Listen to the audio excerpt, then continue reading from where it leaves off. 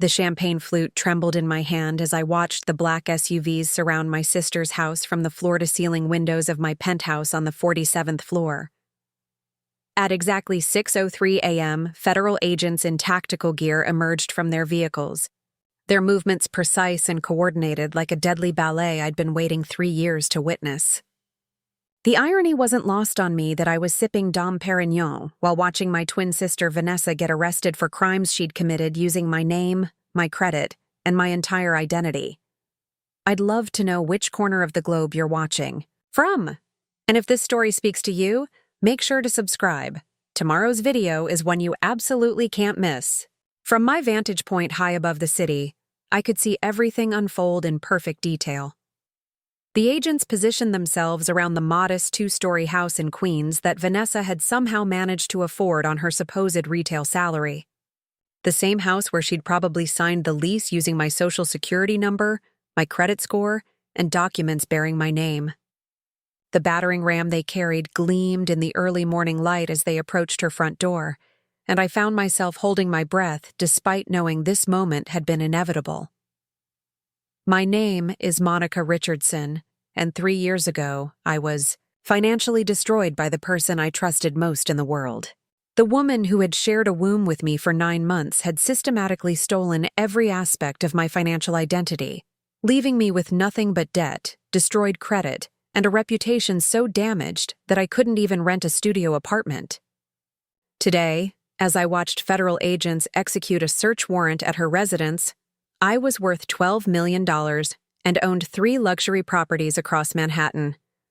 The transformation between then and now seemed almost impossible to comprehend, even as I was living it. 3 years ago, I had been sleeping on friends' couches, unable to understand why every apartment application was rejected, why credit card companies were demanding payment for accounts I'd never opened, and why my credit score had plummeted to 487 overnight. I thought it was some kind of mistake, maybe identity theft by a stranger who had somehow obtained my personal information. The possibility that my own sister was systematically destroying my life using my identity never crossed my mind until it was almost too late. The morning everything began to unravel like any other Wednesday in my old life.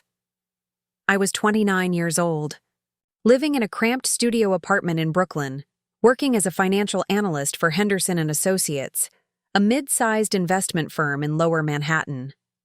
My commute took me through neighborhoods where I dreamed of eventually living once my career progressed, and my savings account grew beyond the modest $23,000 I had managed to accumulate over 4 years of careful budgeting and disciplined spending. I had always been the responsible twin. While Vanessa bounced between retail jobs and dating musicians who lived in their parents' basements, I had focused on building a stable career in finance. My apartment might have been small, but it was mine. My credit score was pristine at 847, and my 5-year plan included purchasing a 1-bedroom condo in Manhattan once I accumulated enough for a down payment. I lived modestly, saved aggressively, and believed that slow and steady progress would eventually lead to the financial security I craved. Growing up in Rochester, New York, Vanessa and I had been inseparable despite our dramatically different personalities. Our parents, Robert and Linda Richardson, had raised us in a middle-class household where hard work and honesty were fundamental values. Dad managed a small manufacturing plant, and Mom worked as a school secretary. They taught us that success came through effort and integrity, not shortcuts or deception. The irony of how differently we had internalized those lessons would become painfully clear years later. Vanessa had always been the more outgoing twin, the one who made friends easily and seemed to navigate social situations effortlessly. She was charming, spontaneous, and had a way of making people want to help her even when she hadn't earned their assistance. I was the planner, the one who read financial books for fun and maintained spreadsheets tracking every expense. Our differences had seemed complementary during childhood, but they had created distance as we entered adulthood. That Wednesday morning, I was reviewing quarterly earnings reports for tech stocks when my phone rang with a call that would change everything. The voice on the other end belonged to Detective Ryan Walsh from the NYPD's Financial Crimes Unit, and his tone was professional but grave as he asked if I could come to the precinct to discuss some irregularities involving my identity. My first thought was that I had become a victim of random identity theft, probably through a data breach or stolen mail. The possibility that someone close to me was involved never entered my consideration. Detective Walsh was a veteran investigator with 15 years of experience in financial crimes, and his questions during our initial meeting were more pointed than I had expected. He asked about my relationship with family members, whether I had given anyone access to my personal documents, and if I had noticed any unusual activity on my accounts. The conversation felt invasive and confusing until he showed me copies of credit applications that had been submitted using my social security number and personal information. The documents spread across his desk painted a picture of financial activity that I couldn't comprehend. Someone had been opening credit cards in my name for over 18 months, making purchases that ranged from luxury handbags to expensive electronics to cash advances that totaled nearly $78,000. The handwriting on the applications wasn't mine, but the signature looked remarkably similar to my own. The addresses listed were places I'd never lived, including apartments in Queens and the Bronx that I'd never even visited. Detective Walsh explained that the investigation had begun when one of the fraudulent accounts had been flagged for suspicious activity patterns. The perpetrator had been using my identity to maintain multiple lines of credit simultaneously while making minimum payments to avoid immediate detection. But the spending had accelerated recently, suggesting either desperation or overconfidence that had finally triggered automated fraud detection systems. The most disturbing revelation came when Detective Walsh showed me security camera footage from a luxury boutique in Soho where someone had used a credit card in my name to purchase a $3,400 handbag. The woman in the grainy footage was wearing sunglasses and a hat that obscured most of her face, but her height, build, and mannerisms looked disturbingly familiar. Something about the way she moved, the gesture she made while signing the receipt, reminded me of someone I knew intimately. Detective Walsh noticed my reaction to the footage and asked if I recognized anything about the woman. I stared at the screen, trying to identify what was triggering my unease. The perpetrator's movements were confident and practiced, suggesting this wasn't her first time using stolen identity for high-end purchases. She seemed comfortable in the upscale environment, interacting with sales staff as if she belonged there. But it was the subtle mannerisms, barely visible in the low-quality recording, that made my stomach clench with a horrible suspicion I didn't want to acknowledge. The investigation expanded over the following weeks as Detective Walsh and his team uncovered the full scope of the identity theft. Someone had been systematically using my personal information to create an elaborate financial lifestyle that I could never have afforded on my analyst's salary. Luxury apartments had been leased using my credit history and employment verification. High-end credit cards had been obtained and maxed out with purchases that suggested someone was living far beyond any reasonable means. The financial damage was staggering and completely invisible to me until the investigation revealed its scope. My credit score had been deteriorating for months as accounts I'd never opened, accumulated debt, and missed payments. The perpetrator had been sophisticated enough to change mailing addresses for statements, ensuring that I remained unaware of the growing financial catastrophe being created in my name. By the time Detective Walsh contacted me, the total debt exceeded $180,000, and my credit rating had been destroyed. The psychological impact was almost worse than the financial damage. Every aspect of my carefully constructed adult identity felt compromised and uncertain. The credit score I had spent years building was worthless. The savings account I had protected so carefully seemed meaningless compared to the debt that now appeared on my credit report. The 5-year plan I had developed for purchasing real estate was impossible with my destroyed credit rating. More troubling was the growing suspicion about who could have accessed the personal information necessary to perpetrate such sophisticated identity theft. Driver's license numbers, social security information, employment details, and bank account numbers weren't typically available to random criminals. The level of detail required suggested someone with intimate knowledge of my personal and financial situation, someone who had access to documents that I kept secure and private. Detective Walsh's investigation methodology was thorough and systematic, examining every aspect of the fraudulent accounts to identify patterns that might reveal the perpetrator's identity. The addresses used for various applications created a geographic pattern centered in Queens and the Bronx. The purchasing patterns suggested someone with expensive tastes who was comfortable in luxury retail environments. The timing of various applications indicated someone who understood credit systems well enough to maximize damage while avoiding immediate detection. The breakthrough came when Detective Walsh's team obtained surveillance footage from multiple locations where fraudulent purchases had been made using my identity. The perpetrator had been careful about avoiding clear facial shots, but consistency in clothing choices, body language, and shopping preferences created a profile that felt increasingly familiar. The woman appeared comfortable in upscale environments, knew exactly what she wanted when making purchases, and interacted with sales staff in ways that suggested experience with luxury retail. The most damning evidence emerged from a high-end electronics store in Manhattan where the perpetrator had purchased a $4,200 laptop using a credit card in my name. The store's security system had captured multiple angles of the transaction, including a moment when the woman removed her sunglasses while examining the device. The facial features visible in that brief moment made my blood run cold with recognition and disbelief.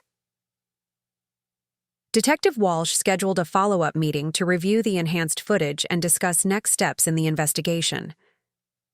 Walking into the precinct that morning, I felt a combination of anticipation and dread about what the clearer images might reveal. The possibility that had been growing in my mind seemed too horrible to accept, but the evidence was pointing toward a conclusion that would shatter my understanding of family loyalty and sisterly love.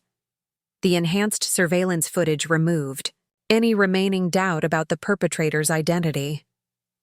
The woman using my credit cards, living in apartments leased with my information, and purchasing luxury items with my stolen identity was my twin sister Vanessa. The facial recognition was unmistakable once the image quality was improved. The mannerisms I had found familiar were familiar because I had observed them for 29 years. The confidence in luxury retail environments made sense because she had been practicing identity theft using my credentials for over 18 months. Detective Walsh's expression was sympathetic but professional, as he explained that family member, identity theft was unfortunately common and often the most difficult type to prosecute. The emotional relationships involved complicated both the investigation and potential legal proceedings. Victims frequently struggled with whether to pursue criminal charges against relatives, even when the financial damage was severe. The betrayal felt personal in ways that random identity theft never could. The revelation that Vanessa had been systematically destroying my financial life while building her own luxury lifestyle using my identity created a rage I had never experienced before. Every conversation we'd had over the past year felt contaminated by her deception. Every time she had complained about money troubles or mentioned struggling to pay rent, she had been lying while simultaneously stealing from me. The sister I had trusted with my deepest secrets had been treating my entire identity as her personal financial resource. A lot of love and effort went into bringing this story to life. If you're enjoying it, we'd be so grateful if you'd subscribe to our channel. Now, back to where we left off. The scope of her deception became clearer as Detective Walsh outlined the timeline of fraudulent activity. Vanessa had started small with a single credit card application, testing whether she could successfully use my information without detection. When that succeeded, she had gradually escalated to multiple accounts, apartment leases, and increasingly expensive purchases. The progression suggested careful planning rather than impulsive decisions, making her betrayal feel more calculated and deliberate. The apartment she was living in had been leased using my credit history and employment verification from Henderson and Associates. She had somehow obtained copies of my pay stubs and bank statements to support rental applications that positioned her as a financially stable tenant. The luxury lifestyle she had been maintaining was entirely funded by credit obtained through my stolen identity, while I continued living modestly in my cramped Brooklyn studio, unaware that my financial future was being systematically destroyed. Detective Walsh explained that prosecution would require my cooperation as the victim, including formal statements about the unauthorized use of my identity and testimony about Vanessa's access to my personal information. The legal process would likely take months or years to resolve, during which my credit would remain damaged and my financial options severely limited. The choice to proceed with criminal charges felt enormous and irreversible, knowing that it would destroy any possibility of rebuilding my relationship with my twin sister. Standing in that police station, staring at surveillance footage of Vanessa casually spending money stolen through my identity, I realized that the sister I thought I knew had never really existed. The charming, spontaneous woman I had grown up with was apparently capable of betrayal so complete and systematic that it had taken professional investigators months to uncover its full scope. The trust that had defined our relationship since birth was revealed to be entirely one-sided, based on my naive assumption that family loyalty meant something to her. The decision to pursue criminal charges felt both obvious and impossible. Vanessa had stolen not just money, but my entire financial identity and future prospects. The debt she had accumulated in my name would take years to resolve even with legal vindication. The credit damage would affect my ability to rent apartments, obtain loans, or make major purchases for the foreseeable future. She had essentially stolen my adult life and used it to fund her own luxury lifestyle without any apparent regard for the consequences I would face. But she was also my twin sister, the person who had shared every important moment of my childhood and adolescence. The thought of her being arrested, prosecuted, and potentially imprisoned felt surreal and devastating, despite the overwhelming evidence of her crimes. The family dynamics that would result from criminal prosecution seemed almost impossible to navigate, knowing that our parents would be forced to choose sides in a conflict they had never imagined their daughters could create.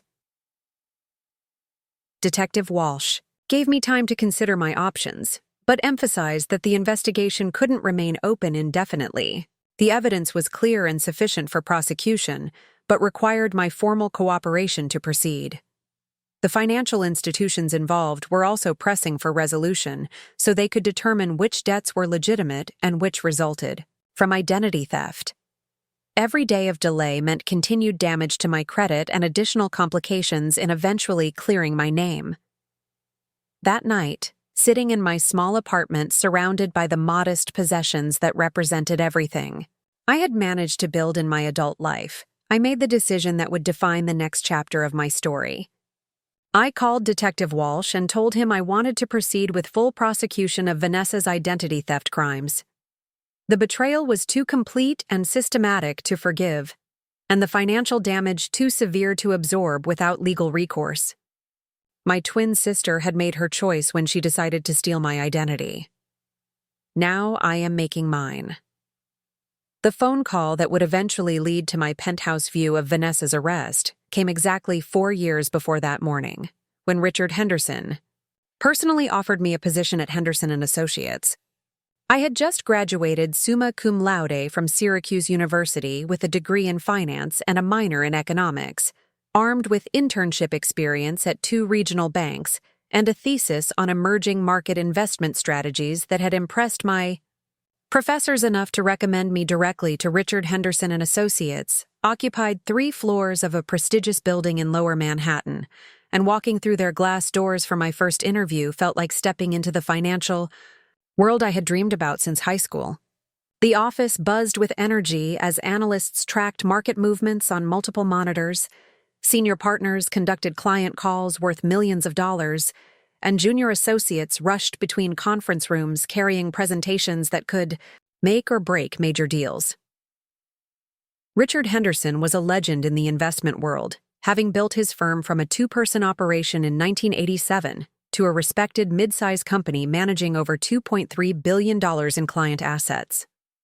At 62, he still maintained the sharp focus and aggressive intelligence that had made him successful, but he had developed a reputation for mentoring young talent who showed both analytical skills and the work ethic necessary to thrive in high-pressure financial environments. My interview lasted 3 hours and covered everything from technical analysis of recent market trends to my personal philosophy about risk management and client relationships. Richard was particularly interested in my undergraduate research on how emerging market volatility could be predicted using algorithmic analysis of political and economic indicators. The conversation felt more like a graduate seminar than a job interview, and I left feeling both exhausted and exhilarated by the intellectual challenge. The offer came 2 days later with a starting salary of $78,000 plus performance bonuses that could potentially double my income if I met specific targets for client portfolio growth and risk management. For someone whose parents had never earned more than $45,000 annually, the financial opportunity felt transformative. More importantly, Richard explained that he saw potential in me for rapid advancement if I proved capable of handling increasingly complex client relationships and investment strategies.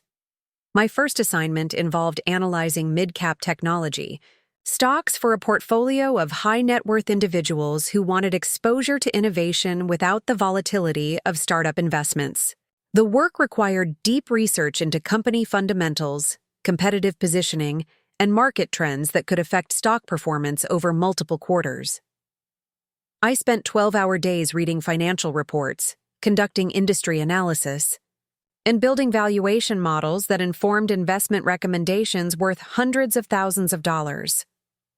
The learning curve was steep and occasionally overwhelming, but I thrived on the intellectual challenge and the tangible impact of my work on client wealth. Within 6 months, I had been assigned to work directly with Margaret Cortez, one of Henderson's most demanding clients, who managed a $12 million portfolio that required constant monitoring and frequent strategic adjustments based on market conditions.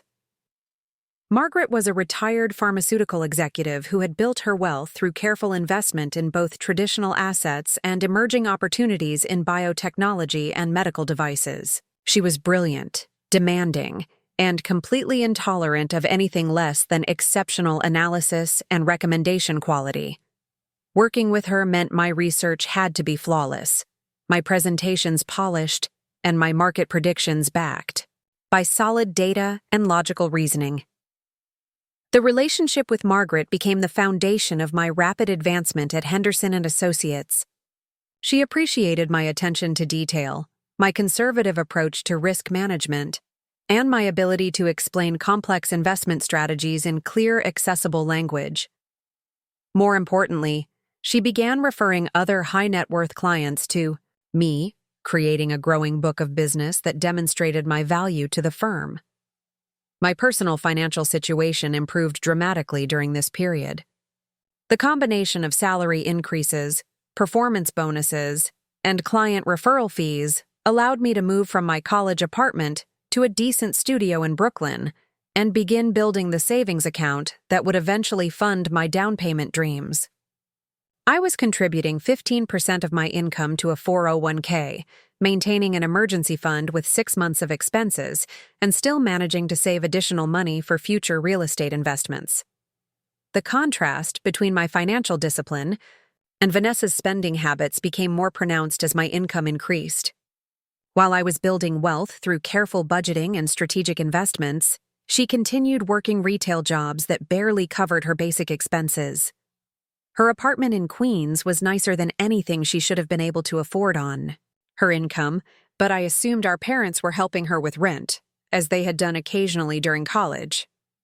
Family dinners during this period often highlighted the different paths we had chosen. Dad would ask about my work at Henderson, expressing pride that one of his daughters was succeeding in the sophisticated financial world he had always found intimidating. Mom would worry about my long hours, and whether I was making time for relationships and personal life outside the demands of building a career. Vanessa would listen politely, but seemed increasingly distant from discussions about financial planning and professional advancement. The success I was experiencing at Henderson felt both thrilling and slightly surreal. 2 years after graduation, I was managing investment portfolios worth over $30 million and earning more money than I had ever imagined possible. Richard had begun including me in high-level strategy meetings and client presentations that were typically reserved for senior associates with much more experience. The trajectory felt accelerated and exciting, but also fragile in ways that made me work even harder to prove I deserved the opportunities being offered. My 3rd year at Henderson brought recognition that extended beyond the firm itself. I was invited to speak at a conference for young professionals in finance, discussing strategies for emerging market investment that could balance growth potential with acceptable risk levels. The presentation led to coverage in 2 industry publications and established my reputation as a rising talent in the investment management field. The professional recognition generated opportunities that seemed almost too good to believe. Competing, firms began approaching me with offers that included significant salary increases and the possibility of managing even larger client portfolios. Headhunters called regularly with positions at major Wall Street firms that could accelerate my career, advancement, and financial growth. But Richard convinced me to stay at Henderson by offering a promotion to senior associate and a compensation package that included equity participation in the firm's growth. The promotion came with new responsibilities that pushed my capabilities in exciting directions. I was assigned to lead due diligence for potential acquisition targets that Henderson was considering for their private equity clients. The work required evaluating entire companies rather than individual stocks, analyzing management teams, market positioning, competitive advantages, and growth prospects that could justify multi-million-dollar investments. My first major acquisition analysis involved a medical device company that had developed innovative surgical instruments for minimally invasive procedures. The project required 3 months of intensive research, including site visits to manufacturing facilities, interviews with key executives, and financial modeling that projected the company's value under different growth scenarios. The final recommendation to proceed with the acquisition proved successful when the company's revenue grew 34% in the following year. The success of that first acquisition analysis led to additional high-profile projects that established my reputation within Henderson as someone capable of handling the firm's most complex and valuable client relationships. Margaret Cortez introduced me to other wealthy individuals who needed sophisticated investment management, and my client base expanded to include technology entrepreneurs, real estate developers, and retired executives from Fortune 500 companies. Managing relationships with ultra-high net worth clients required skills that extended far beyond financial analysis. These individuals had accumulated wealth through building businesses, making strategic career moves, and taking calculated risks that had paid off spectacularly.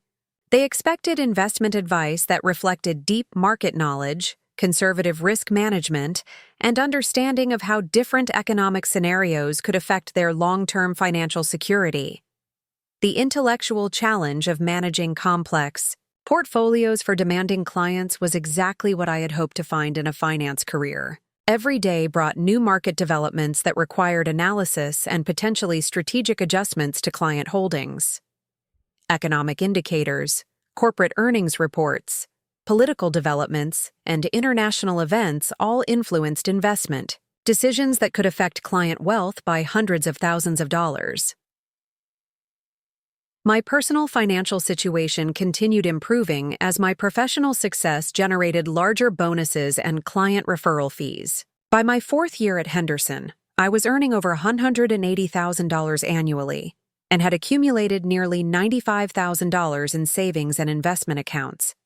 The apartment in Brooklyn had been upgraded to a 1-bedroom with better amenities, and I was seriously researching condominiums in Manhattan that would represent my first real estate investment. The 5-year plan I had developed was progressing ahead of schedule in ways that felt almost too good to sustain. Richard had mentioned the possibility of making me a junior partner within the next 2 years, which would include profit sharing and equity participation that could accelerate my wealth building significantly. Client relationships were strong and growing, with referrals generating new business that demonstrated my value to the firm. During this period of rapid professional advancement, my relationship with Vanessa became increasingly strained in ways I couldn't fully understand.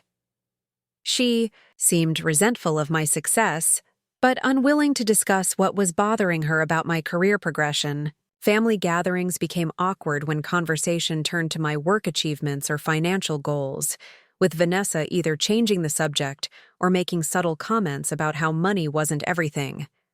The tension reached a breaking point during Christmas dinner in my 4th year at Henderson, when Vanessa made a comment about how some people were lucky enough to have opportunities handed to them, while others had to work real jobs in the real world. The comment felt unfair and hurtful, given the hours I was working and the pressure I was managing, but I tried to maintain family harmony by not responding defensively. Looking back, I realized that Vanessa's resentment during this period was probably driven by her growing awareness of the lifestyle gap between us and her desperation to find a way to afford the standard of living she felt she deserved. While I was building wealth through legitimate career advancement, she was apparently beginning to consider alternative methods for accessing the financial resources she wanted. The irony of the situation was that I would have been happy to help Vanessa improve her financial situation if she had asked directly. I had offered multiple times to review her budget, help her apply for better jobs, or even provide temporary financial assistance while she pursued additional education or training. But she had always declined these offers, insisting that she was fine and didn't need help from her successful sister. The last normal conversation we had occurred in early January, just weeks before Detective Walsh would call to begin unraveling the identity theft that had been occurring under my nose. Vanessa had invited me to lunch at an upscale restaurant in Manhattan that seemed expensive for someone working retail, but I assumed she was treating herself to celebrate some good news she wanted to share. During that lunch, she asked detailed questions about my work at Henderson, my client relationships, and my financial planning strategies. At the time, her interest seemed like genuine curiosity about my career, and perhaps an indication that she was ready to take my previous offers of financial guidance seriously. I answered her questions openly, explaining how investment portfolios worked, describing the due diligence process for major client decisions, and sharing my own approach to budgeting and wealth building. The conversation felt like a breakthrough in our relationship, suggesting that Vanessa was finally ready to address the financial challenges that had been creating tension between us. I left that lunch feeling optimistic about helping her develop a more stable financial foundation and potentially strengthening our sisterly bond through collaboration on her economic goals. Within 3 weeks, Detective Walsh would call to inform me that someone had been systematically using my identity to obtain credit and make purchases totaling tens of thousands of dollars. The sophisticated nature of the identity theft would suggest someone with intimate knowledge of my personal and financial information, someone who understood credit systems well enough to maximize damage while avoiding immediate detection. The person who had been destroying my financial future while I built my career at Henderson and Associates was the same sister who had seemed so interested in learning about investment strategies and financial planning during our last lunch together. The questions she had asked weren't motivated by curiosity about helping herself, but by the need to understand my financial situation well enough to exploit it more effectively. Standing in Detective Walsh's office, staring at surveillance footage of Vanessa using credit cards obtained through my stolen identity, I realized that every conversation we'd had about money and career had been contaminated by her hidden agenda. The sister I thought I was helping and educating had been systematically stealing my financial future while pretending to be interested in my success. The betrayal felt complete and devastating in ways that random identity theft could never have achieved. Vanessa hadn't just stolen my money and credit, She had weaponized our sisterly relationship and family trust to facilitate crimes that would take years to resolve and could have destroyed my career at Henderson if discovered at the wrong time. The morning my world collapsed started with my alarm failing to go off, a seemingly minor inconvenience that would become symbolic of how completely my carefully controlled life was about to spiral into chaos. I woke up at 7:43 a.m. instead of my usual 6:15, immediately throwing my entire routine into disarray. The rushed shower, hastily grabbed coffee, and sprint to catch the subway should have been my only concerns that Wednesday, but the universe had much larger problems waiting for me. Detective Walsh's call came while I was reviewing market futures on my phone during the commute to Henderson and Associates. The number was unfamiliar, and his introduction as an investigator with the NYPD Financial Crimes Unit sent an immediate chill through my stomach.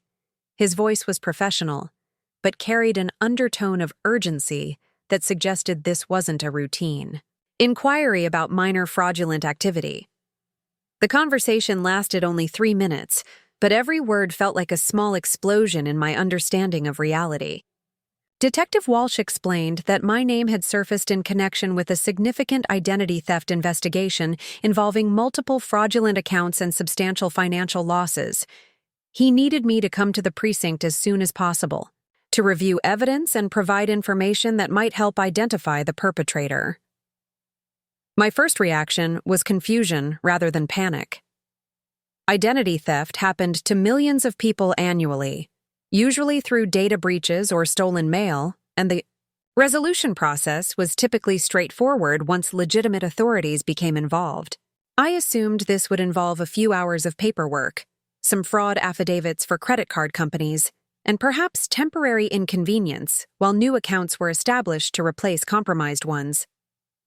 The subway ride to the police station felt surreal, as if I was traveling to deal with someone else's crisis rather than my own.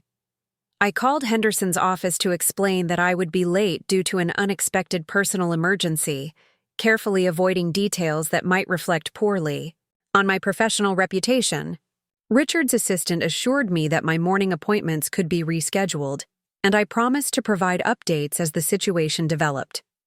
The 14th Precinct building was exactly what I expected from television dramas. Institutional green, walls, fluorescent lighting that made everyone look slightly ill, and the persistent smell of coffee mixed with industrial cleaning products. Detective Walsh met me in the lobby, a man in his late 40s with graying hair, and the kind of weathered expression that suggested he had seen every possible variation of human deception and financial crime. His office was cramped and cluttered, with case files, but his desk was organized with the precision of someone who dealt with complex investigations requiring meticulous attention to detail. The folder with my name written in black marker seemed impossibly thick for what I had assumed would be a minor identity theft incident. As he opened it and began spreading documents across his desk, my confusion started transforming into genuine alarm. The first shock came when Detective Walsh showed me copies of credit card applications bearing my name, address, and social security number, but requesting cards be sent to addresses where I had never lived. The handwriting wasn't mine, but the signature looked disturbingly familiar, as if someone had practiced reproducing my name until they could forge it convincingly. The applications were dated over the past 18 months, suggesting systematic, rather than opportunistic fraud. Each document Detective Walsh revealed painted a picture of financial activity that became increasingly impossible to comprehend. Someone had been living an elaborate double life using my identity, maintaining multiple lines of credit, leasing expensive apartments, and making purchases that totaled well into 6 figures. The sophistication of the operation suggested careful planning and intimate knowledge of credit systems rather than random criminal activity. The apartment lease agreements were particularly disturbing because they demonstrated how completely my identity had been hijacked for major life decisions. Someone had used my employment information from Henderson and Associates, my credit history, and my personal references to secure housing that I could never have afforded on my actual salary. The luxury building in Queens had monthly rent that exceeded my entire take-home pay, Yet someone had been living there for 8 months using my financial credentials. Detective Walsh explained that the investigation had begun when automated. Fraud detection systems flagged unusual patterns across multiple accounts linked to my Social Security number. The spending velocity had accelerated dramatically in recent months, suggesting either desperation or overconfidence that had finally triggered security protocols. Bank algorithms had identified correlations between the fraudulent accounts that human analysts might have missed. The credit card statements he showed me detailed a lifestyle that felt completely foreign to my own experiences and values. Luxury handbags worth thousands of dollars, expensive electronics, designer clothing, high-end restaurant bills, and cash advances that suggested someone living far beyond any reasonable means. The purchases painted a picture of someone who felt entitled to expensive things regardless of their ability to pay for them legitimately. More troubling was the geographic pattern of the fraudulent activity. Most of the purchases had been made in Queens, Manhattan, and the Bronx, areas where I spent time regularly but didn't live. The perpetrator seemed familiar with locations I frequented, suggesting either surveillance or personal knowledge of my routine and preferences. The comfort level demonstrated in upscale retail environments indicated someone who didn't feel out of place making expensive purchases. The timeline of the fraudulent activity corresponded with periods when my own financial situation had been improving most dramatically. As my career at Henderson progressed and my income increased, someone had been simultaneously building a parallel financial life using my stolen identity. The irony was devastating. My professional success had provided the creditworthiness that made the identity theft possible and profitable. Detective Walsh's methodology for investigating financial crimes was thorough and systematic, involving analysis of spending patterns, geographic clustering of transactions, and behavioral profiling that could identify characteristics about the perpetrator. The person using my identity demonstrated sophisticated understanding of credit systems, suggesting either professional experience in finance or extensive research into how to maximize fraudulent borrowing capacity. The most damning evidence emerged when Detective Walsh showed me enhanced surveillance footage from multiple retail locations where my stolen identity had been used for high-value purchases. The perpetrator had been careful about avoiding clear facial recognition, but consistent behavioral patterns across different environments created a profile that felt increasingly familiar and disturbing. The woman in the footage moved with confidence through luxury retail environments, interacting with sales staff as if she belonged in expensive stores and had experience making significant purchases. Her clothing choices were sophisticated and expensive, suggesting someone who understood how to present herself credibly in upscale settings. But it was the subtle mannerisms, barely visible in the security recordings, that triggered recognition. I desperately wanted to deny. The breakthrough moment came when Detective Walsh showed me footage from a high-end electronics store where the perpetrator had purchased a laptop worth over $4,000 using a credit card in my name. The store's security system had captured multiple angles of the transaction, including a brief moment when the woman removed her sunglasses while examining the device. The facial features visible in that instant made my stomach clench with horrible recognition. Detective Walsh noticed my reaction immediately and asked if I recognized anything about the woman in the footage. I stared at the screen, trying to process what I was seeing while hoping desperately that my suspicions were wrong. The perpetrator's movements, her height and build, the way she gestured while speaking to the sales clerk, all reminded me of someone I had known and trusted my entire life. The enhanced image quality removed any remaining doubt about what I was witnessing. The woman systematically destroying my financial future using my stolen identity was my twin sister Vanessa. The facial recognition was unmistakable once the surveillance footage was improved and analyzed. The mannerisms that had seemed familiar were familiar because I had observed them for 29 years of shared experiences and family relationships. The revelation hit me like physical violence, creating nausea and disorientation that made Detective Walsh's office feel like it was spinning around me.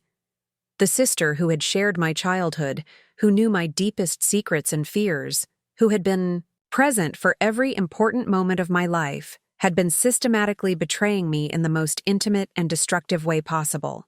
The trust that had defined our relationship since birth was revealed as completely one-sided. Detective Walsh's expression was sympathetic, but professional, as he explained that family member identity theft was unfortunately common and often the most psychologically damaging type of financial crime. The emotional relationships involved complicated both the investigation and the recovery process. Victims frequently struggled with whether to pursue criminal prosecution against relatives, even when the financial damage was severe and the betrayal complete. The scope of Vanessa's deception became clearer as Detective Walsh outlined the full timeline of fraudulent activity. She had started with small test transactions to verify that she could successfully use my information without immediate detection. When those succeeded, she had gradually escalated to larger purchases, apartment leases, and increasingly expensive lifestyle choices funded entirely through my stolen credit. The apartment she was living in represented the most audacious aspect of her identity theft scheme. She had used my employment verification from Henderson & Associates, my credit history, and my personal references to convince landlords that she was a financially stable tenant worthy of luxury housing. The monthly rent was nearly double what I paid for my modest Brooklyn apartment. Yet she had been living there for months, while I remained unaware of the financial devastation being created in my name. The luxury purchases documented in credit card statements revealed someone who felt entitled to expensive things, regardless of her ability to pay for them legitimately. Designer handbags, high-end electronics, expensive clothing, and regular dining at upscale restaurants created a lifestyle that was completely unsustainable on her actual retail income. She had been using my identity to fund the life she wanted, rather than the life she could afford. The psychological impact of discovering Vanessa's betrayal was more devastating than the financial damage, though that was severe enough to potentially destroy my future prospects. Every conversation we'd had about money, career, and family felt contaminated by her hidden agenda.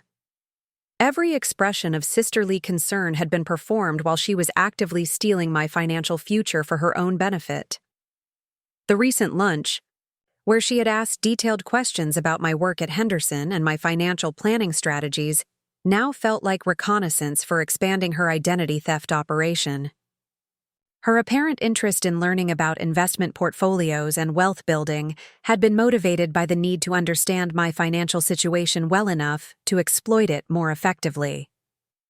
Detective Walsh explained that the total financial damage exceeded $180,000 across multiple credit cards, personal loans, and luxury purchases made over 18 months of systematic identity theft. My credit score had been deteriorating for months as accounts I'd never opened accumulated debt and missed payments. The perpetrator had been sophisticated enough to change mailing addresses for statements, ensuring that I remained unaware of the growing financial catastrophe. The immediate practical implications were staggering and completely overwhelming. My credit rating was destroyed, making it impossible to obtain loans, rent apartments, or make major purchases until the fraudulent accounts could be resolved through legal proceedings that might take years to complete. The savings I had accumulated through careful budgeting and professional success seemed meaningless compared to the debt that now appeared under my name. More troubling was the potential impact on my career at Henderson & Associates. Financial services firms conducted regular background checks on employees who managed client money, and the appearance of significant debt or credit problems could trigger investigations that might jeopardize my position. Even though I was the victim of identity theft, the association with financial irregularities could damage my professional reputation. The legal process for resolving identity theft committed by family members was complex and emotionally charged in ways that random financial crime never could be. Detective Walsh explained that prosecution would require my full cooperation as the victim, including detailed statements about Vanessa's access to my personal information and testimony about the impact of her crimes on my financial situation and mental health. The choice to pursue criminal charges against my twin sister felt both obvious and impossible. The betrayal was too complete and systematic to forgive, and the financial damage too severe to absorb without legal recourse. But she was also family, the person who had shared every important experience of my childhood and adolescence. The thought of her being arrested, prosecuted, and potentially imprisoned felt surreal and devastating despite the overwhelming evidence of her crimes.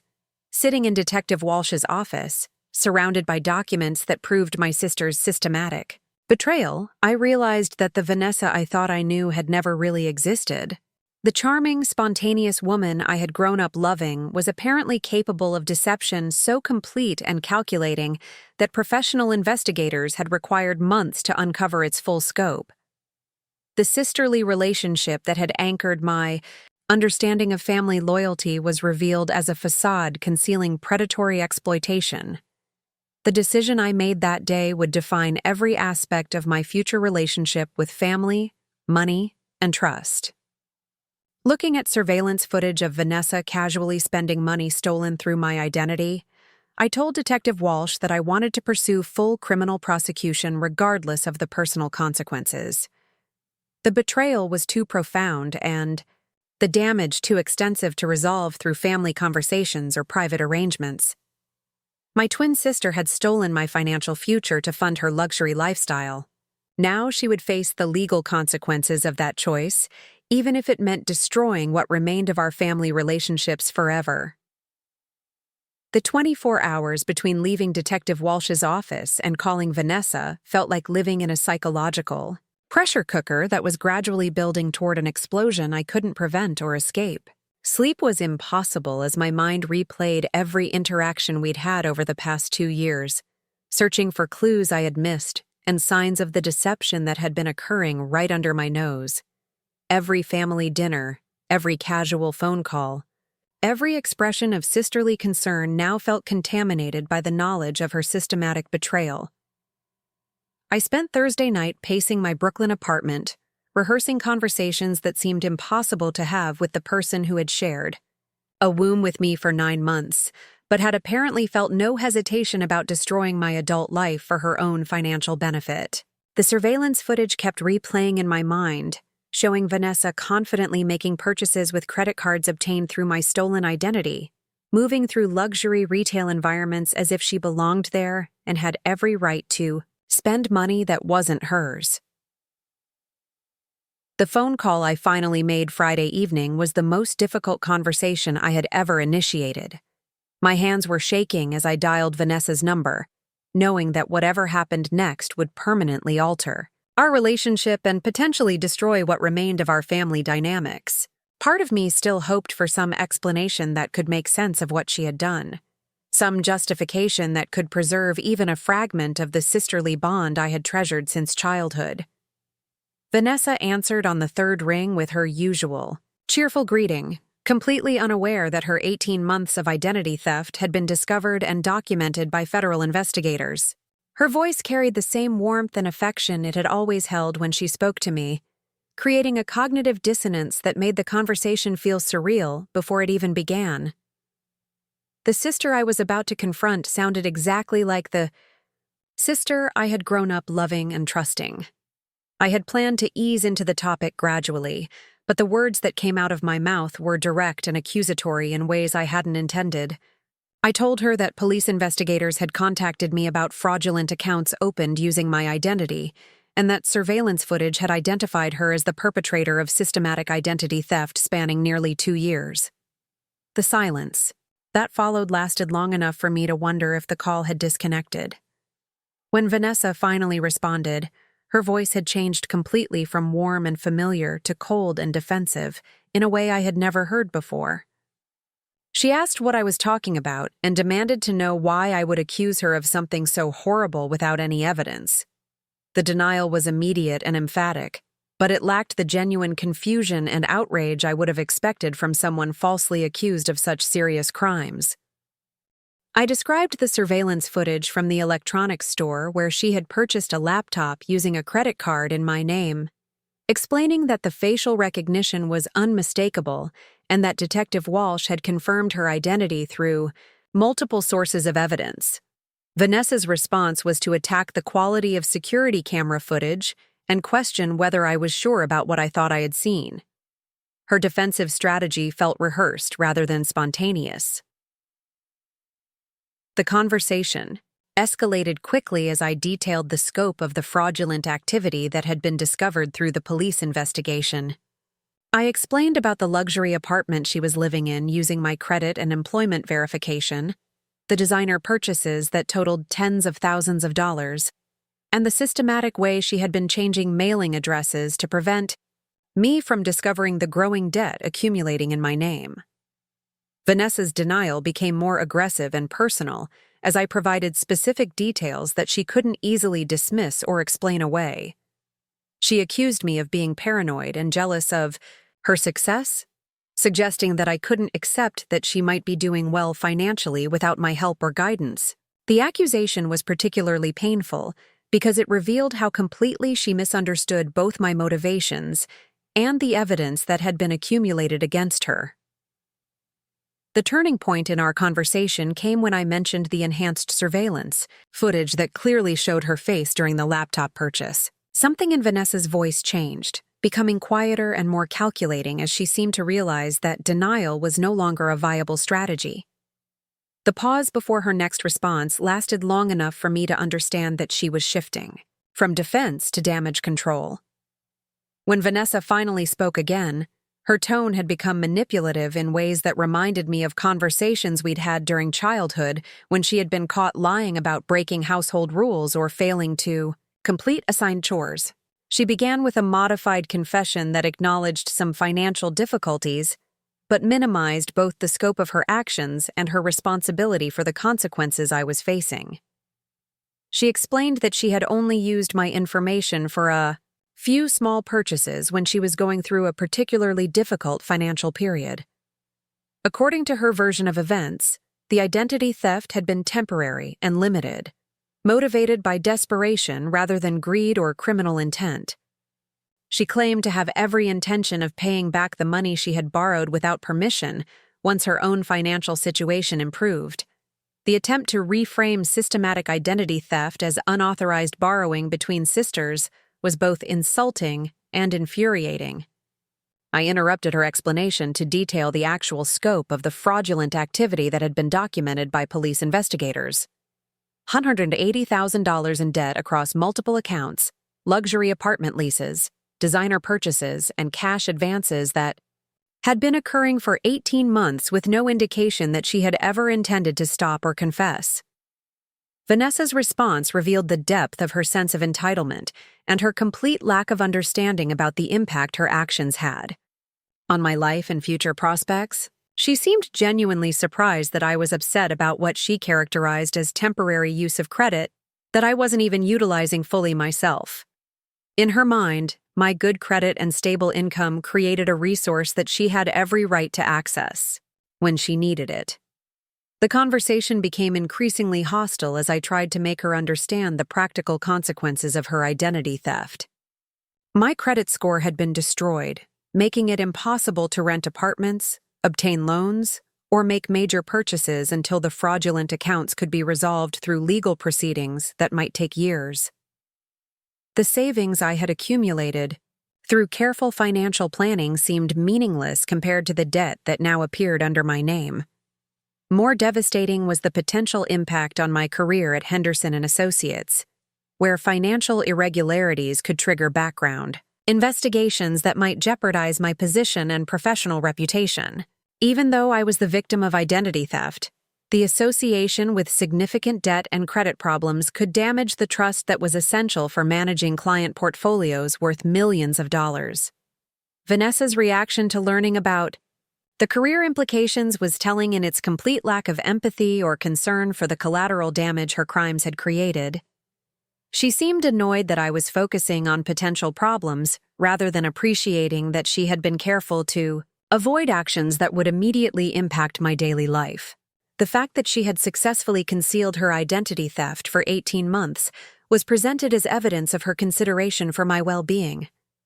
The psychological manipulation became more apparent as Vanessa shifted strategies from denial to guilt and emotional blackmail. She reminded me of our shared childhood, the times she had supported me through difficult periods, and the importance of family loyalty in facing external challenges. The implication was that pursuing legal action against her would represent a betrayal of sisterly bonds that should supersede concerns about financial crimes. She also began attacking my character and motivations in ways that revealed how she had been thinking about our relationship during the period of her identity theft. According to Vanessa, I had become arrogant and condescending since my career success at Henderson, looking down on her retail employment and judging her financial choices from a position of privilege I didn't deserve. The stolen identity was reframed as justified rebalancing of unfair advantages. The most painful aspect of her psychological manipulation was the way she weaponized our family relationships and shared history to pressure me into protecting her from the consequences of her criminal behavior. She mentioned how devastating criminal prosecution would be for our parents, who were already struggling with health issues and financial concerns related to their approaching retirement. The implication was that I would be responsible for destroying our family if I proceeded with pressing charges. Vanessa's attempts to shift blame and responsibility reached their peak when she accused me of creating the circumstances that had led to her identity theft through my failure to help her financially when she had needed assistance. According to her narrative, I had been selfish with my increasing income and professional success, forcing her to find alternative methods for accessing the resources she needed to maintain a reasonable standard of living. The accusation was particularly infuriating because it completely ignored the multiple times I had offered to help her with budgeting, job searching, and financial planning. She had consistently declined these offers, insisting that she was fine and didn't need assistance from her successful sister. The discovery that she had been rejecting legitimate help while simultaneously stealing my identity created a level of rage I had never experienced before. As our conversation continued, it became increasingly clear that Vanessa felt no genuine remorse for her actions and had no understanding of the magnitude of betrayal she had committed. Her primary concern seemed to be avoiding legal consequences, rather than acknowledging the damage she had caused to my financial future and our family relationships. The lack of empathy or accountability was more devastating than the actual financial crimes. The conversation reached its breaking point when Vanessa demanded to know whether I intended to pursue criminal prosecution, as if my decision was somehow unfair or vindictive, rather than the natural consequence of her systematic fraud. She seemed to believe that family relationships should provide immunity from legal accountability for criminal behavior, regardless of the severity of the crimes or the impact on the victim. I told her that I had already informed Detective Walsh of my intention to cooperate fully with criminal prosecution, and that she should expect to be arrested soon for identity theft, fraud, and related charges. The silence that followed was different from her earlier pauses, carrying a weight that suggested she was finally beginning to understand the seriousness of her legal situation and the irreversible nature of what she had done.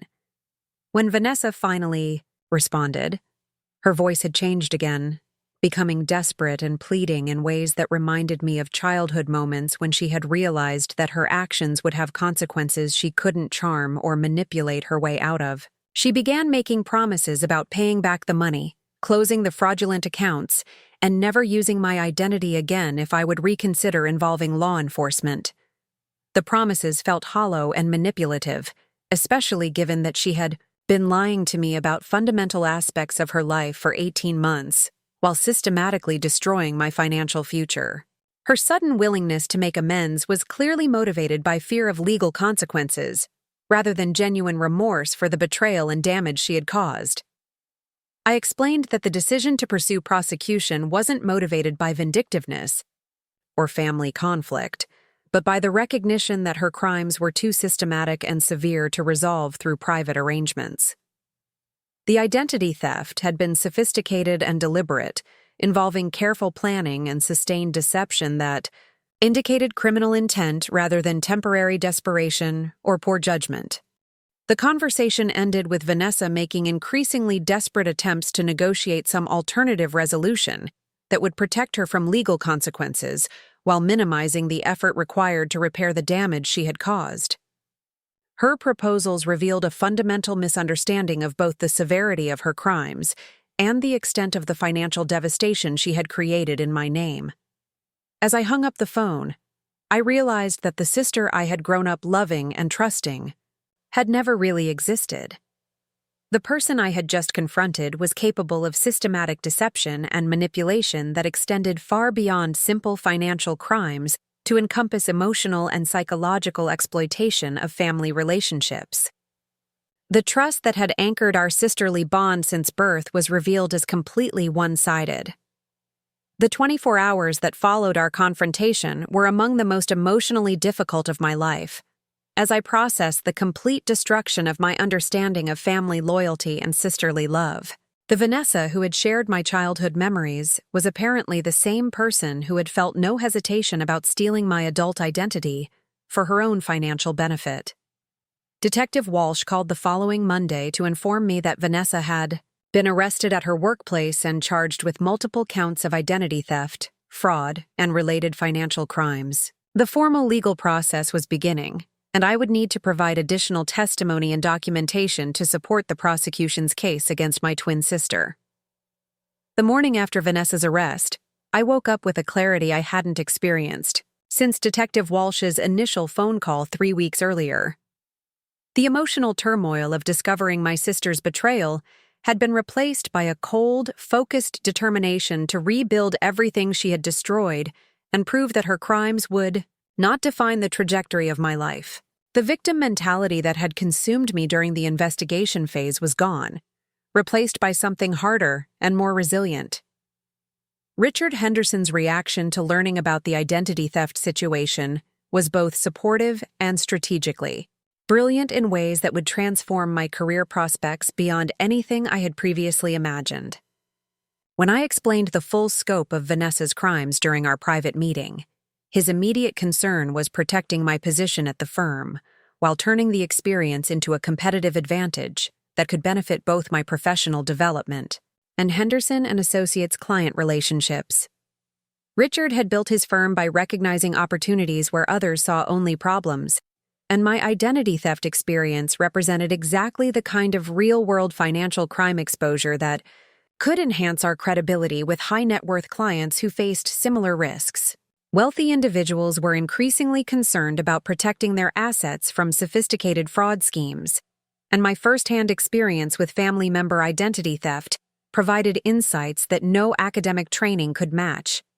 The strategy Richard proposed was counterintuitive, but brilliantly calculated to position my victimization as professional expertise rather than personal vulnerability.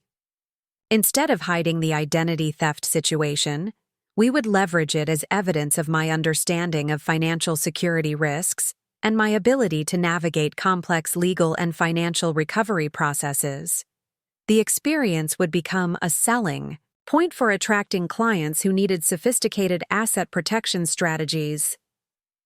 The first step in implementing this strategy involved working with Henderson's legal team to document every aspect of the identity theft recovery process, creating a comprehensive case study that could inform both our internal procedures and our client advisory services.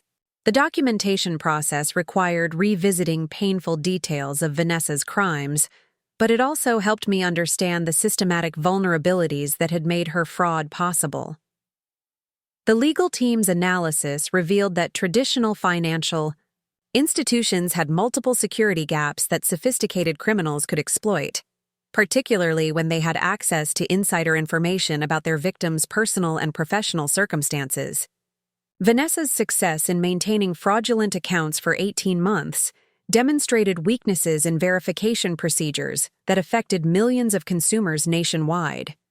More importantly, the analysis identified specific steps that high-net-worth individuals could take to protect themselves from similar schemes, including enhanced monitoring services, credential verification protocols, and legal structures that could limit exposure to identity-related financial crimes.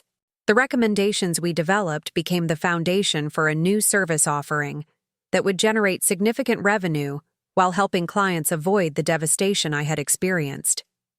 The first client to benefit from our enhanced identity protection services was Margaret Cortez, who had been following the progress of my case with both personal concern and professional interest. As someone who managed significant wealth and maintained complex financial relationships, she was acutely aware of the sophisticated threats facing affluent individuals and appreciated having access to an advisor who had navigated identity theft recovery successfully. Margaret's referrals to other high-net-worth individuals created a network effect that transformed my professional reputation from rising talent to recognized expert in a specialized area of financial security. Clients began seeking me out specifically for advice on protecting their assets from fraud schemes, and my calendar filled with appointments that paid premium rates for consultations about identity protection strategies.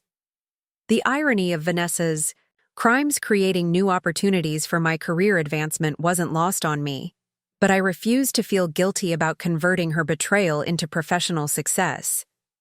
She had made deliberate choices that caused significant damage to my financial future, and I was making equally deliberate choices to ensure that damage became the foundation for greater achievement rather than permanent limitation.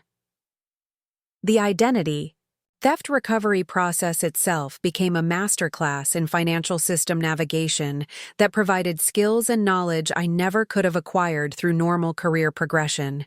Working with fraud investigators, credit reporting agencies, legal teams, and financial institutions taught me about vulnerabilities and protection strategies that most financial advisors never encountered directly.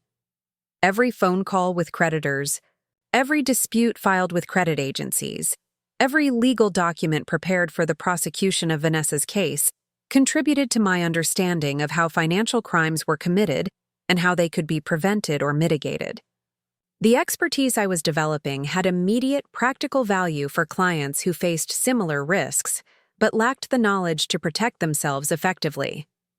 The credit restoration process was painstakingly slow but methodical in ways that appealed to my analytical nature and attention to detail. Each fraudulent account required separate dispute procedures, supporting documentation, and follow-up verification to ensure proper removal from my credit report. The process took 6 months of consistent effort, but watching my credit score gradually recover felt like tangible progress toward reclaiming my financial identity. Meanwhile, the criminal prosecution of Vanessa proceeded through the legal system with devastating efficiency that demonstrated the seriousness of her crimes and the strength of the evidence Detective Walsh had assembled. The district attorney's office had assigned a prosecutor who specialized in financial crimes and understood both the technical aspects of identity theft and the psychological impact on victims and their families. Assistant District Attorney Sarah Mitchell was a veteran prosecutor with 8 years of experience in financial crimes, and her approach to Vanessa's case was thorough and uncompromising, in ways that provided both justice and closure for the devastation I had experienced. She understood that family member identity theft was particularly damaging because it violated trust relationships that were fundamental to victims' psychological security. The evidence against Vanessa was overwhelming and included not only the surveillance footage and financial documentation that Detective Walsh had gathered, but also digital evidence from her personal devices and social media accounts that revealed the deliberate and systematic nature of her crimes. Text messages and internet searches showed that she had researched identity theft techniques and celebrated her success in maintaining fraudulent accounts without detection. Ada Mitchell's prosecution strategy positioned Vanessa's crimes as sophisticated financial fraud rather than family dispute, emphasizing the planning, execution, and sustained deception that had been required to steal over $180,000 using my identity. The charges included multiple felony counts that carried potential prison sentences, reflecting the severity of the financial damage and the violation of trust involved. The plea negotiations that occurred over several months demonstrated Vanessa's continued refusal to accept full responsibility for her actions and their consequences. Her defense attorney attempted to negotiate reduced charges based on family circumstances and her lack of prior criminal history. But A.D. Mitchell remained firm about the need for accountability that matched the scope of the crimes. The breakthrough. In my own recovery came when Richard Henderson proposed creating a new division within our firm focused specifically on asset protection and financial security services for high-net-worth clients. The proposal positioned me as the director of this new division, with responsibility for developing service offerings, building client relationships, and establishing Henderson and Associates as a leader in financial security consulting. The new role represented a dramatic advancement in my career trajectory, with compensation and equity participation that exceeded anything I had imagined achieving at my age and experience level. More importantly, it provided a platform for converting my identity theft experience into professional expertise that could benefit clients while generating significant revenue for the firm. The Asset Protection Division's first major success came with a family office that managed wealth for 3 generations of a technology entrepreneur's descendants. The family had been victims of multiple fraud attempts and was seeking comprehensive strategies to protect their assets from sophisticated criminal schemes. My experience with identity theft recovery provided credibility and insights that competing firms couldn't match. The consulting engagement involved analyzing every aspect of the family's financial exposure, from basic credit monitoring to complex trust structures that could limit liability in case of successful fraud attempts. The recommendations we developed created multiple layers of protection that would make identity theft extremely difficult, while providing rapid response capabilities if criminal activity was detected. The success of that engagement led to referrals from other family offices and high-net-worth individuals who were increasingly concerned about financial security in an era of sophisticated cybercrime and identity theft. The Asset Protection Division grew from a conceptual experiment to a profitable business unit within 8 months of its launch. My personal financial recovery accelerated as the new business unit generated performance bonuses and equity participation that more than offset the costs associated with identity theft recovery. The credit restoration process had been completed successfully, returning my credit score to levels that exceeded my pre-theft rating.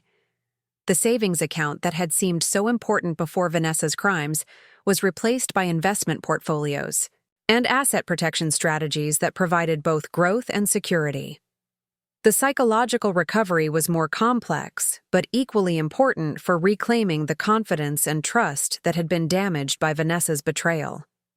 Therapy sessions with Dr. Patricia Woodworth, a psychologist who specialized in trauma from financial crimes, helped me process the emotional impact of family betrayal while developing healthier approaches to personal and professional relationships. Dr. Woodworth's approach focused on converting victim identity into survivor strength, emphasizing how my experience with sophisticated fraud had developed capabilities and insights that could benefit both my career and my personal financial security. The sessions helped me understand that Vanessa's crimes reflected her character deficits rather than my naivety or failure to protect myself adequately. The therapy process also addressed family relationship dynamics that had been permanently altered by Vanessa's arrest and prosecution. My parents were struggling to reconcile their love for both daughters with the undeniable evidence of one daughter's systematic betrayal of the other. The family gatherings that had once provided emotional support became complicated exercises in maintaining relationships while acknowledging irreconcilable differences. My relationship with my parents evolved during this period from an adult child, seeking approval to independent professionals, offering guidance and support for their own financial security concerns. The asset protection expertise I was developing professionally proved valuable for helping them evaluate their retirement planning and protect their modest savings from potential fraud attempts. The role reversal felt strange but appropriate, given that Vanessa's crimes had forced me to develop financial security knowledge that exceeded anything my parents had ever needed or possessed. Their pride in my professional recovery from identity theft victimization was mixed with sadness about the family division that had resulted from my decision to pursue criminal prosecution. The final piece of my phoenix rising came when Ada Mitchell called to inform me that Vanessa had accepted a plea agreement that included guilty pleas to multiple felony charges, restitution payments totaling the full amount of financial damage she had caused, and a prison sentence that reflected the severity of her crimes. The legal resolution provided both justice and closure for the systematic betrayal I had experienced.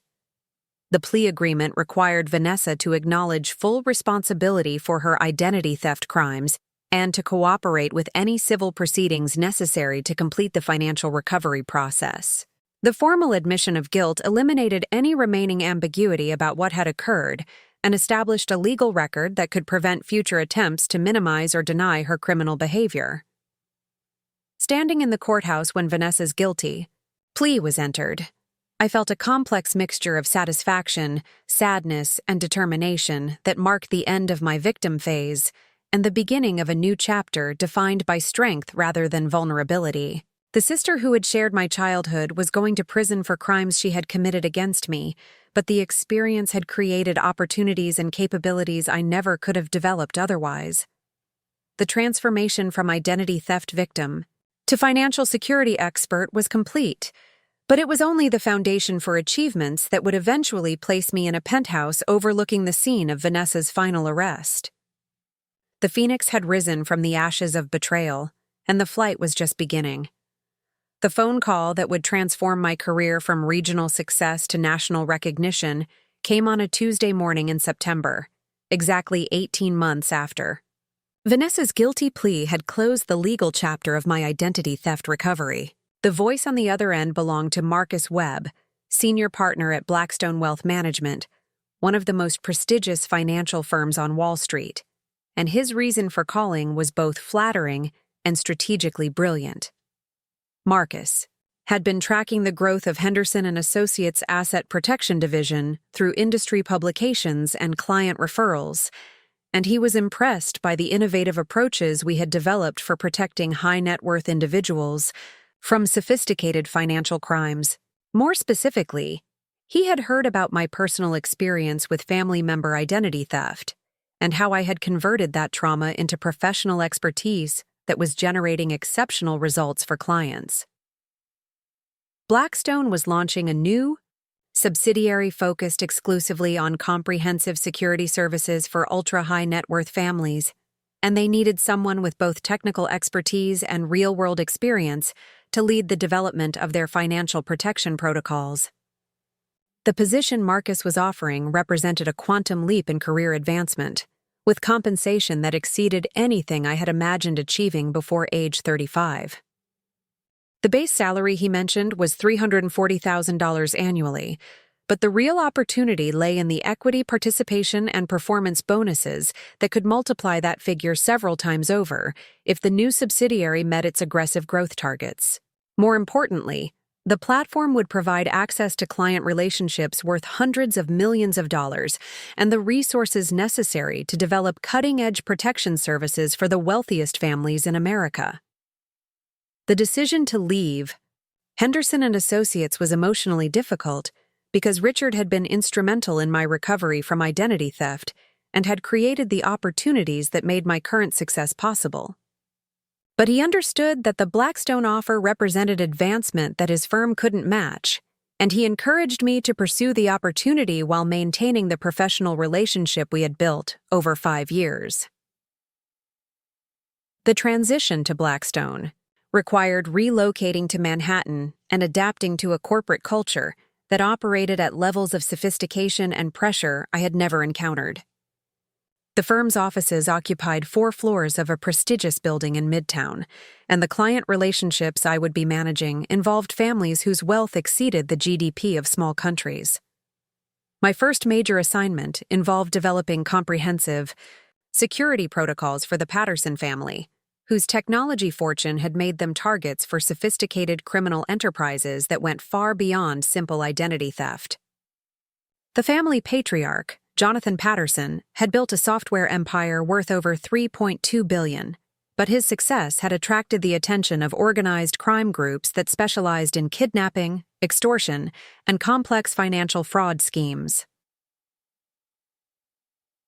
The security assessment I conducted for the Patterson family revealed vulnerabilities that extended across every aspect of their personal and financial lives. Their children's social media presence provided detailed information about family routines and travel schedules. Their household staff had access to personal documents and financial information without adequate background screening. Their investment accounts were managed through multiple institutions without coordinated monitoring for suspicious activity. The protection plan I developed required 18 months to implement fully and involved coordination with private security firms, cybersecurity specialists, legal teams, and financial institutions that could provide enhanced monitoring and response capabilities. The complexity of the project pushed my analytical and project management skills in directions that prepared me for even larger challenges. The success of the Patterson engagement established my reputation within Blackstone as someone capable of handling the firm's most demanding and valuable client relationships. The family's satisfaction with our services led to referrals from other ultra-high net worth individuals who faced similar security challenges, and my client portfolio grew to include technology entrepreneurs, entertainment executives, and international business leaders. Each new client relationship required developing customized protection strategies that addressed unique risk profiles and lifestyle considerations. A Hollywood producer needed protection from stalkers and extortion attempts. A cryptocurrency entrepreneur required safeguards against sophisticated cybercriminals who targeted blockchain millionaires. A pharmaceutical heiress needed comprehensive estate planning that could protect her wealth from both criminal threats and potential family disputes. The diversity of security challenges I was addressing provided expertise that no academic program or traditional career path could have delivered. Every client engagement involved learning about different types of sophisticated crime, various protection technologies, and legal structures that could provide multiple layers of asset security. The knowledge base I was developing had immediate practical value and long-term strategic importance. My reputation in the wealth protection industry expanded beyond Blackstone's client base when I was invited to speak at the International Family Office Association's annual conference in Monaco. The presentation I delivered about converting personal victimization into professional expertise resonated strongly with an audience of family office managers and wealth advisors who dealt with security threats on behalf of their ultra-wealthy clients. The Monaco conference generated speaking invitations from other prestigious industry events, including the Private Wealth Management Summit in Switzerland and the Global Asset Protection Forum in Singapore. Each presentation refined my message about how real-world experience with financial crimes provided insights that theoretical knowledge could never match, and established my reputation as a thought leader in wealth security services. The media attention that followed these speaking engagements positioned me as the go-to expert for financial publications covering wealth protection topics. Forbes featured my story about recovering from identity theft and building a career in asset protection services. The Wall Street Journal quoted my analysis of emerging threats facing ultra-high net worth families. Wealth Management magazine profiled my innovative approaches to comprehensive security planning. Each piece of media coverage generated additional business opportunities and client referrals that exceeded my capacity to handle personally. Blackstone responded by expanding the wealth security division and hiring additional specialists who could implement the protection strategies I was developing for a growing portfolio of high-value client relationships. The expansion of our team allowed me to focus on the most complex and valuable engagements while developing systematic approaches that could be scaled across multiple client relationships. The methodology we created for comprehensive wealth protection became the industry standard, and competing firms began trying to recruit our specialists to access the intellectual property we had developed. My compensation at Blackstone reflected the value I was generating through client relationships and business development.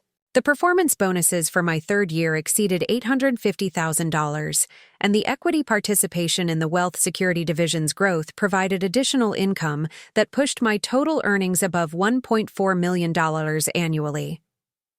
The financial recovery from Vanessa's identity theft was complete, but the momentum was carrying me toward wealth levels I had never imagined achieving. The personal transformation that accompanied my professional success was equally dramatic and satisfying. The modest Brooklyn apartment had been replaced by a luxury condo in Manhattan's Upper East Side with views of Central Park and amenities that reflected my new financial status. The careful budgeting that had once been necessary for basic financial security was replaced by investment strategies and asset protection planning for my own growing wealth. More importantly, the confidence and resilience I had developed through recovering from identity theft provided psychological advantages that enhanced every aspect of my personal and professional life. The experience of rebuilding from complete financial devastation had eliminated my fear of risk and failure, making me more aggressive in pursuing opportunities and more effective in high-pressure client relationships. The dating life that had been non-existent during my Henderson years improved dramatically as my professional success and financial security made me more attractive to accomplished men who understood and appreciated career achievement. The relationship I developed with David Chen, a federal prosecutor who specialized in white-collar crime, provided both personal fulfillment and professional synergy that enhanced my understanding of criminal prosecution strategies. David's expertise in financial crimes complemented my experience with identity theft recovery, and our conversations about case strategies and prosecution approaches informed my client advisory services in ways that provided competitive advantages over other wealth protection specialists. The relationship felt like the kind of partnership between equals that had been impossible when I was struggling to recover from Vanessa's betrayal. The 4th anniversary of Vanessa's arrest passed without any communication between us, marking the complete severing of our sisterly relationship and the full transformation of my identity from victim to victor. The psychological healing was complete, and the financial recovery had exceeded every goal I had established during the darkest periods of credit destruction and career uncertainty. The professional recognition that validated my transformation came when the International Association of Financial Crime Investigators invited me to join their board of directors, positioning me alongside federal agents, prosecutors, and security specialists who shaped global approaches to combating sophisticated financial crimes. The appointment represented acknowledgement that my expertise had transcended personal experience to encompass industry leadership. My parents' reaction to my professional success was complicated by their continued sadness about Vanessa's imprisonment and the permanent division it had created within our family. They were proud of my achievements, but struggled to reconcile their joy about my success with their grief about losing one daughter to criminal behavior. Family gatherings remained awkward exercises in celebrating accomplishments while avoiding discussion of their incarcerated daughter.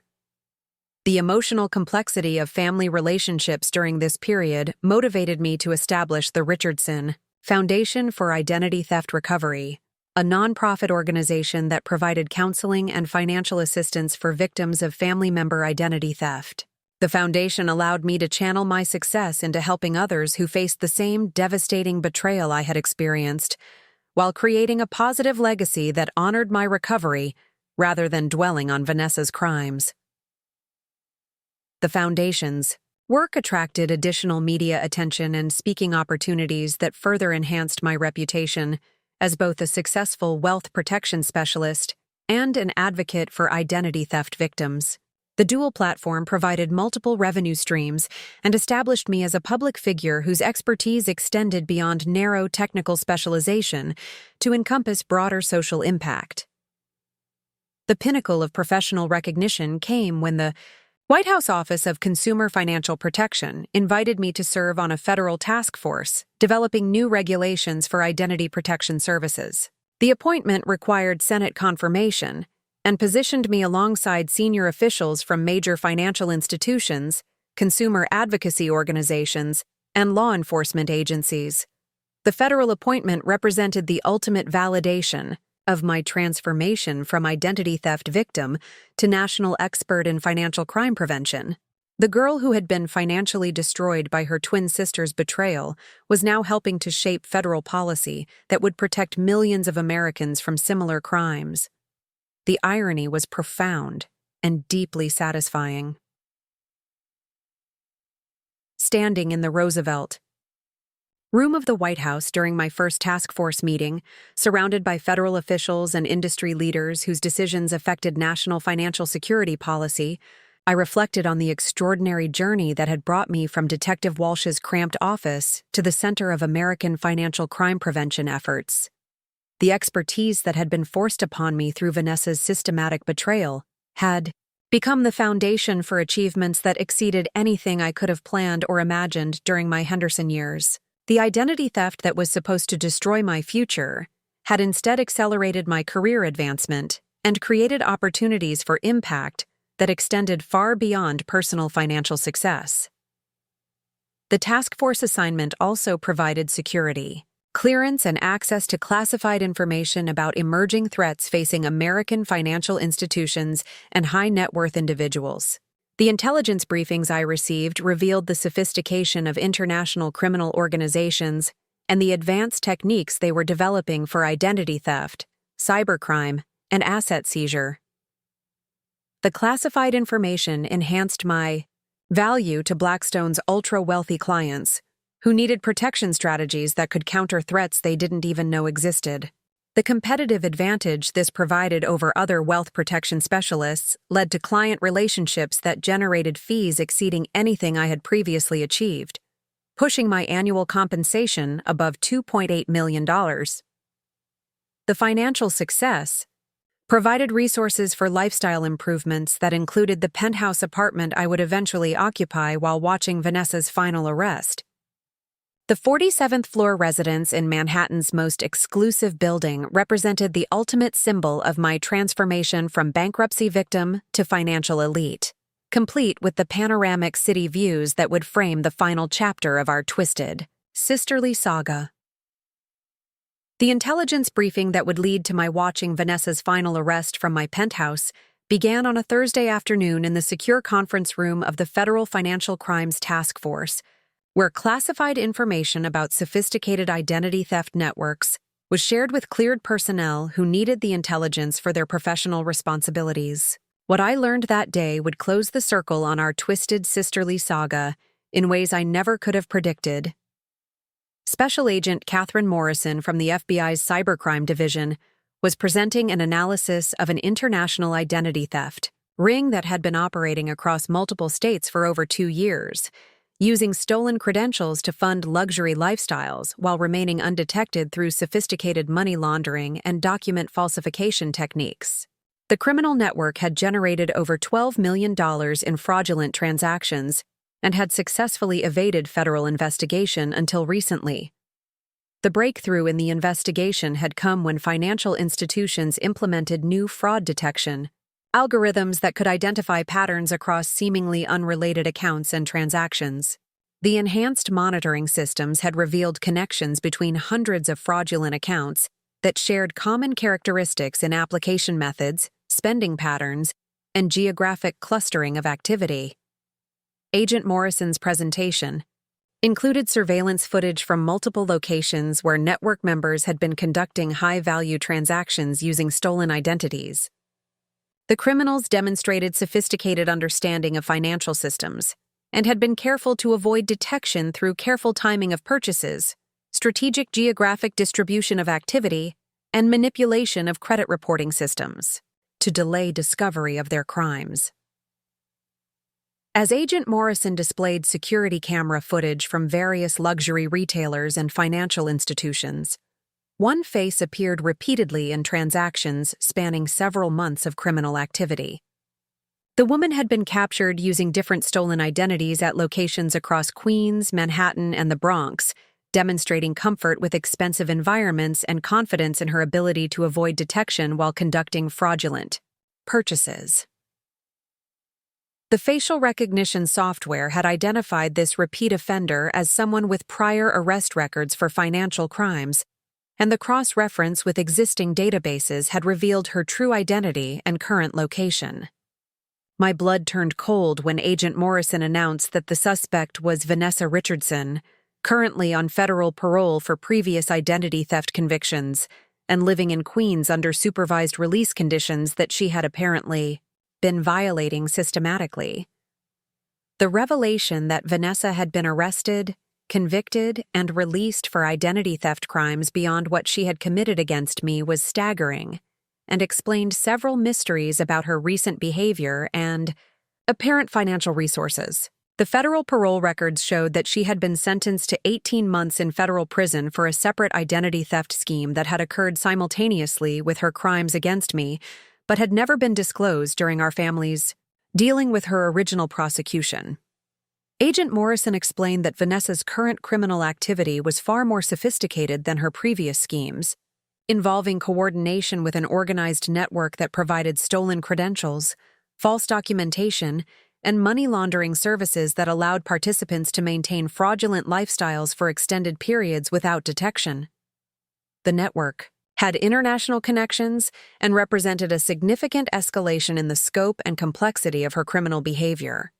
The federal investigation had been monitoring the network for 8 months, gathering evidence through surveillance, financial analysis, and electronic communications interception that would support prosecution of all participants under racketeering statutes that carried severe prison sentences. The evidence against Vanessa included not only her individual transactions, but also her coordination with other network members and her role in recruiting additional participants.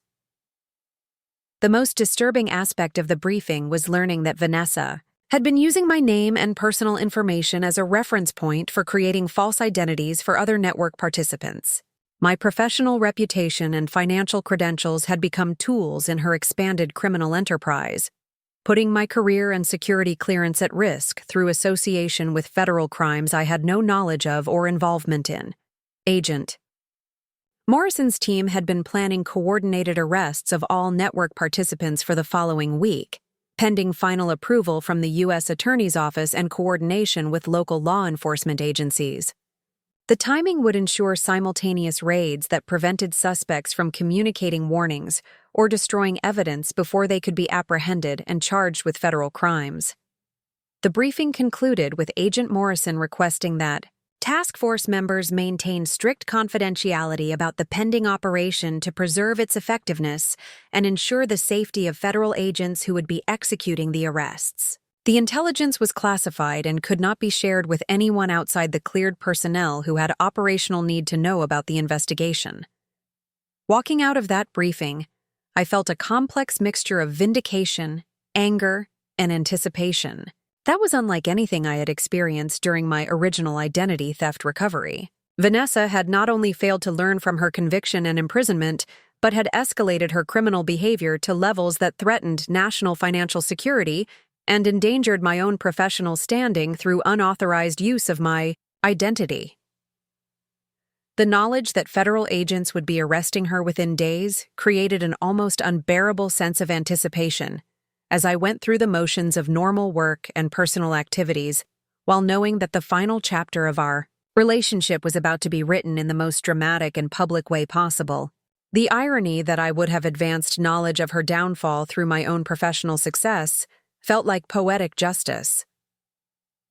The following week passed in slow motion as I attended client meetings, participated in strategy sessions, and maintained my usual routine while constantly wondering when Agent Morrison's team would execute their coordinated raids.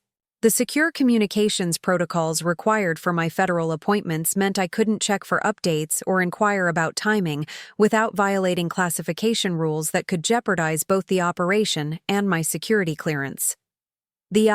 Morning of the raids, I woke up before dawn with a nervous energy that made sleep impossible. So I made coffee and positioned myself at the floor-to-ceiling windows of my penthouse to watch the sunrise over Manhattan.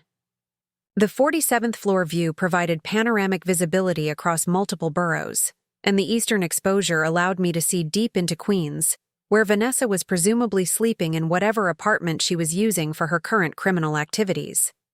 At exactly 6:03 a.m., my secure phone buzzed with a classified text message from Agent Morrison, informing cleared task force members that the coordinated arrests were beginning and that all suspects were being apprehended simultaneously across multiple locations. The message included Vanessa's address in Queens and confirmed that she was among the primary targets being arrested that morning. I moved to the north-facing windows of my penthouse and used high-powered binoculars to locate the address agent Morrison had provided. The distance was significant, but the elevation and magnification allowed me to observe the federal operation as it unfolded in real time.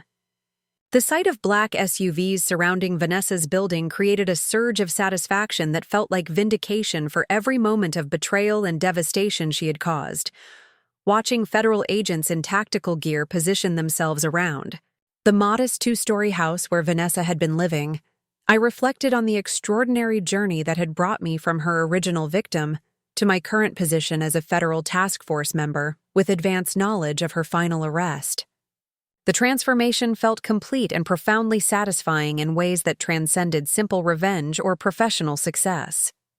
The battering ram they carried gleamed in the early morning light as they approached her front door, and I found myself holding my breath, despite knowing this moment had been inevitable since she chose to continue her criminal behavior after serving federal prison time for identity theft. The sister who had destroyed my financial life was about to face consequences that would remove her from society for many years. The arrest itself was swift and professional, with federal agents following protocols that ensured both suspect safety and evidence preservation while executing the warrant that would end Vanessa's criminal career permanently. Through my binoculars, I could see her being led away in handcuffs, still wearing the expensive clothing that had been purchased through fraudulent transactions funded by other people's stolen identities. The champagne I opened to mark the occasion was Dom Perignon 2008, a vintage that cost more than Vanessa had earned legitimately in any year of her adult life. The irony of celebrating her downfall with luxury I had purchased through legitimate professional success felt appropriate and deeply satisfying. The victim had become the victor in the most complete and public way possible.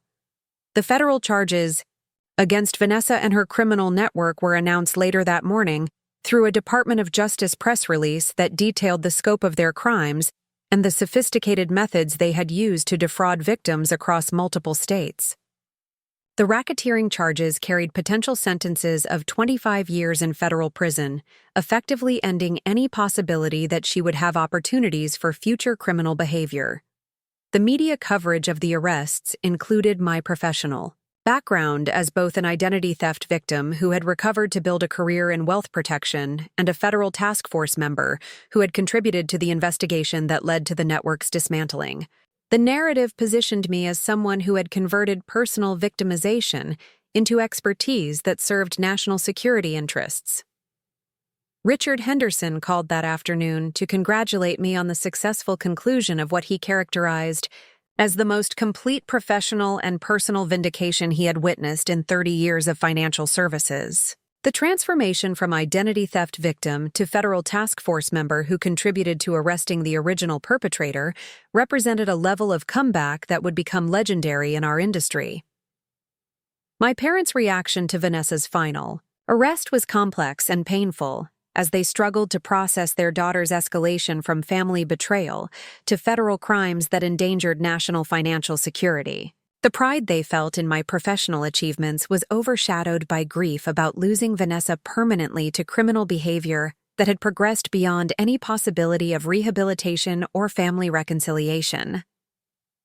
The federal sentencing hearing took place 6 months later in a Manhattan courthouse where Vanessa faced Judge Patricia Williams, a federal jurist known for severe sentences in financial crime cases involving organized criminal networks. The proceedings provided formal closure to our relationship while demonstrating the complete consequences of her criminal choices.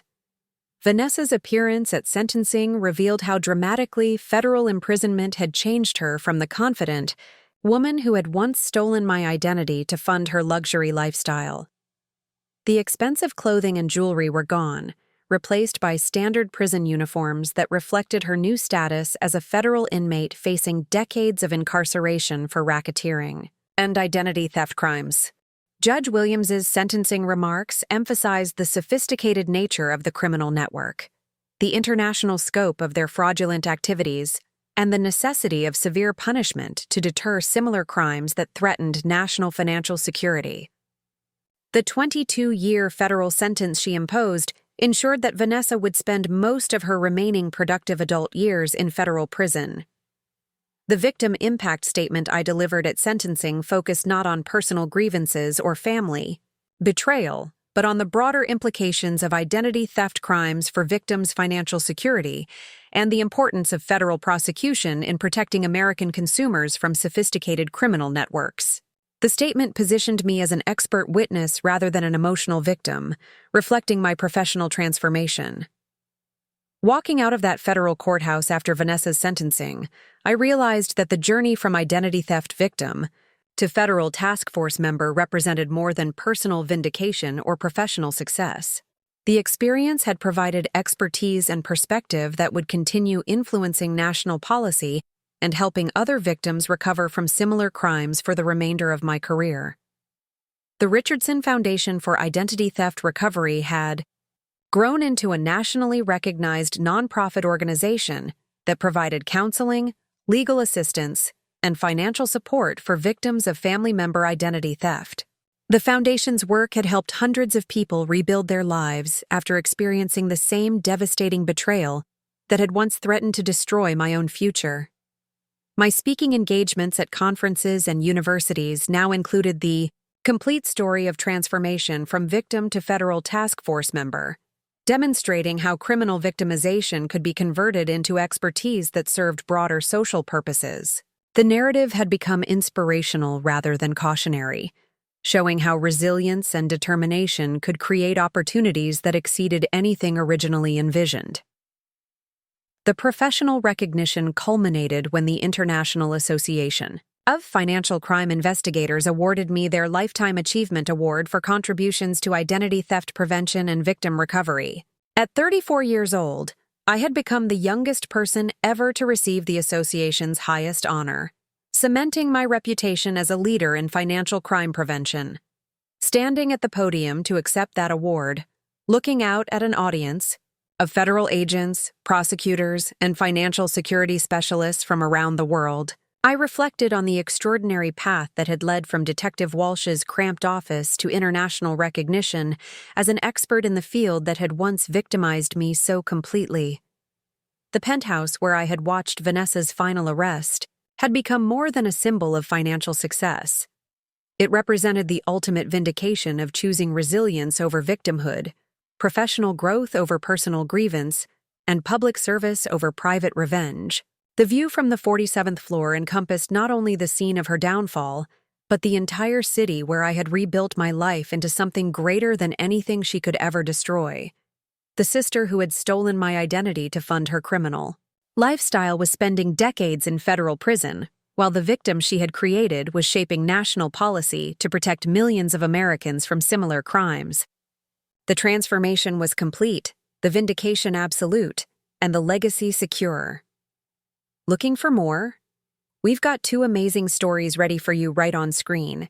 If this one touched you, these are absolutely worth your time.